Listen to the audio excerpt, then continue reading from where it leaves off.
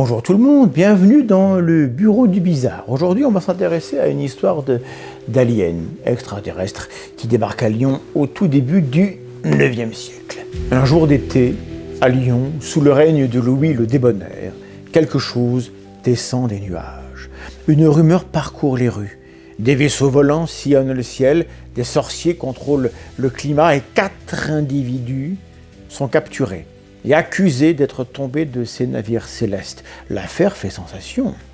Nous sommes en l'an 813 ou 814, les sources ne permettent pas d'être absolument certains. 12 siècles plus tard, certains interprètent cet épisode comme le premier cas d'abduction extraterrestre documenté dans les annales carolingiennes. La vérité est plus prosaïque, mais elle demeure remarquable. Il s'agit tout simplement d'un cas de démystification du 9e siècle, où le rôle de zététicien de service est joué par un évêque, Agobard de Lyon, destructeur de fake news célestes. Voyons un peu cette histoire. Acte 1, la rumeur qui venait des nuages. Tout commence par une catastrophe ordinaire. Un orage de grêle ravage les champs lyonnais. Pour les paysans du 9e siècle, cette calamité qui met en danger leur survie même ne peut être le fait du hasard. Quelqu'un en est responsable.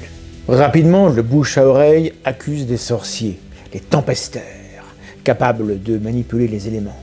Pire encore, ces jeteurs de sorts collaboreraient avec des êtres venus de Magonie, un pays mythique d'où descendraient des navires volants pour emporter les récoltes détruites. Un vrai complot céréalier 1000 ans avant les crop circles. Ce jour-là, à Lyon, 4 étrangers sont capturés, ligotés et accusés d'être tombés de ces vaisseaux fantômes. La foule exige leur lynchage. L'évêque de la ville intervient. Indigné par cette croyance absurde, Agobard tente de raisonner la foule. Il explique que ces 4 individus sont les victimes d'une rumeur infondée, d'une psychose collective et que les phénomènes météorologiques ne peuvent pas être causés par des sorciers ou des navires volants. La rhétorique d'Agobard est musclée. Il demande pourquoi, si les tempestaires ont tant de pouvoir, ils ne se font pas payer pour faire pleuvoir en temps de sécheresse. Ils feraient bien du profit, sans s'attirer la haine du peuple touché. Il rappelle également que Charlemagne lui-même a interdit les pratiques superstitieuses liées aux tempêtes dans le capitulaire de Herstal en l'an 779, montrant que ces croyances relèvent de la désorganisation sociale, pas de fait avéré. Les accusés échappent au massacre, on n'en sait pas plus sur leur identité ou sur leur destin, mais la foule, en tout cas, s'attache à ces superstitions et cela exaspère profondément notre bon évêque. Les tempestaires, ces supposés sorciers capables de manipuler le climat, ne sont en rien une singularité lyonnaise. L'idée que certains individus puissent invoquer la pluie, la grêle ou les tempêtes a profondément imprégné l'Europe médiévale et s'est maintenue bien au-delà du Moyen-Âge. Si les capitulaires de Charlemagne condamnaient fermement ces pratiques, c'est qu'elles étaient suffisamment répandues pour inquiéter le pouvoir impérial.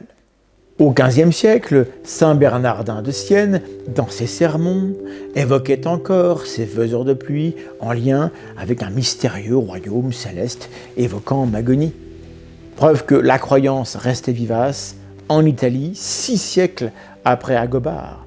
Et même à la toute fin du XVIe siècle, en Écosse, les procès de North Berwick voyaient des femmes accusées d'avoir déclenché des tempêtes pour assassiner le roi Jacques VI, poursuivant ainsi cette vieille peur que certains puissent nouer des pactes surnaturels pour perturber les cieux. Le nom de la Magonie, toutefois, se perdra pendant 1000 ans. Agobard rapporte l'incident dans un traité intitulé « Contre la stupide opinion populaire sur la grêle et le tonnerre ». Il y démonte méthodiquement ces croyances superstitieuses qui menaçaient l'ordre religieux et social. L'affaire de Lyon est réglée, mais le court texte d'Agobard ressurgira bien plus tard.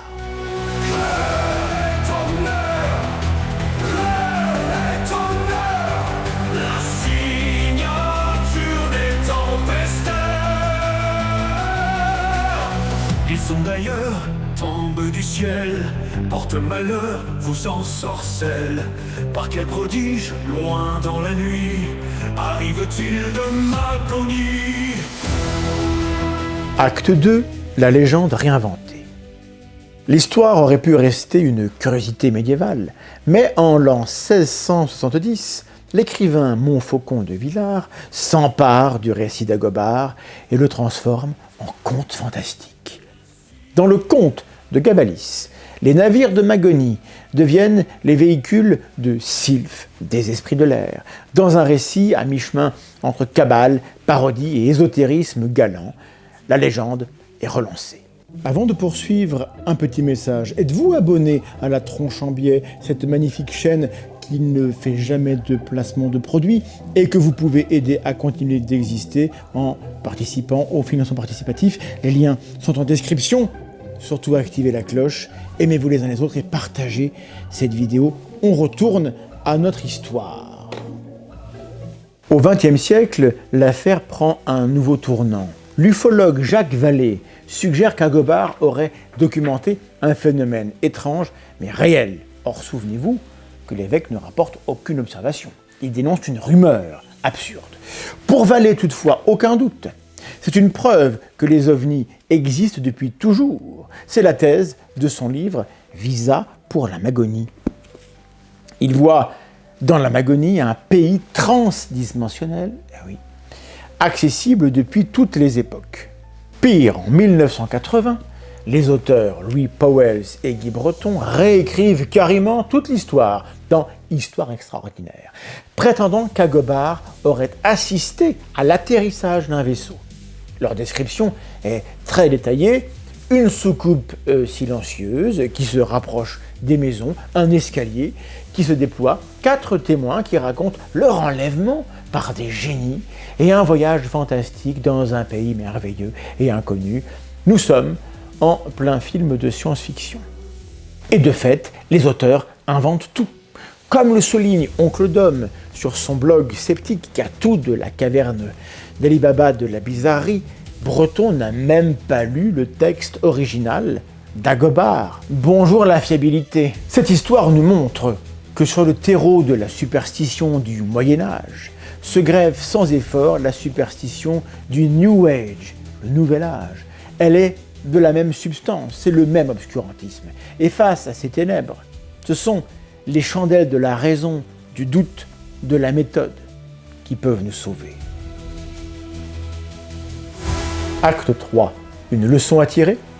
En l'an 815, Agobard a écrit 2 phrases pour réfuter une rumeur. 12 siècles plus tard, on les détournait en un récit de réalisme fantastique, s'autorisant à croire à une réalité alternative où les faits importent moins que la jouissance que procure leur interprétation.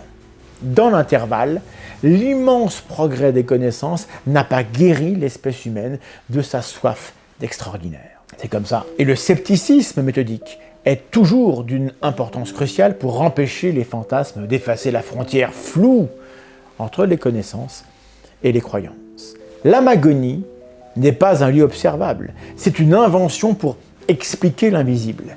On a imaginé un pays lointain d'où viendraient les tempêtes et les voleurs de récoltes. Un peu comme on invente aujourd'hui les Illuminati pour comprendre la complexité du monde moderne.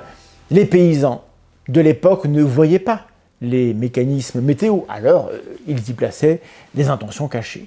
Comme nous avec les micropuces dans les vaccins, ou les reptiliens du gouvernement. La bonne nouvelle de cette histoire, c'est que même au Moyen-Âge, certains savaient dire non, ça ne tient pas debout votre truc, vous arrêtez. Agobard n'était pas un scientifique, mais il a usé des outils que nous revendiquons aujourd'hui, la logique, la cohérence, l'appel à des causes naturelles.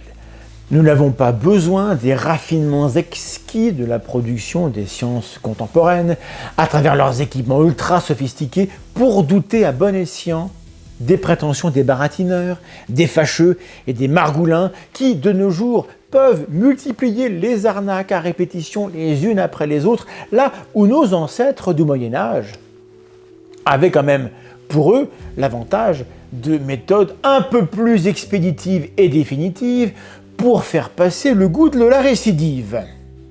En l'absence de la robuste justice du passé, c'est la vigilance collective et une culture du doute méthodique qui nous éviteront de croire à des châteaux dans le ciel, en dehors du refuge sanctuaire du domaine de la fiction, dont nous devons chérir les pouvoirs d'exciter notre imagination pour nous entraîner à mieux la distinguer du réel. Parce que nous ne sommes plus en l'an 813, que diable, n'est-ce pas? Faisons attention aux idées que nous acceptons de mettre dans notre tête. À très bientôt. Des bisous.